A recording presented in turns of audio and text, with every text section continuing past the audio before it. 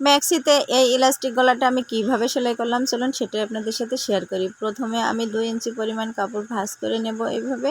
নেওয়ার পরে 5 ইঞ্চি পরিমাণ ইলাস্টিক কেটে নেব। নিয়ে এইভাবে সেফটি পিনের সাহায্যে এই ঘরের ভিতর দিয়ে ভরে দেব, দিয়ে 2 মাথা সেলাই করে নেব।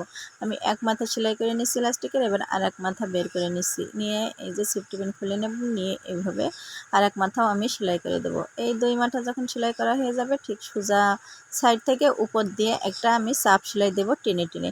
এই যে চাপ সেলাই দেওয়া হয়ে গেছে, এখন 2 সাইড এভাবে সেলাই করে দেব, তাহলে এখান থেকে সহজে আর ছিঁড়বে না।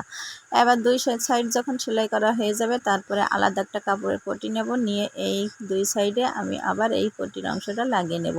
আর হ্যাঁ, আমার এই ভিডিওটা যদি ভালো লেগে থাকে তাহলে অবশ্যই কিন্তু শেয়ার করে ওনাদেরকে দেখার সুযোগ করে দেবেন।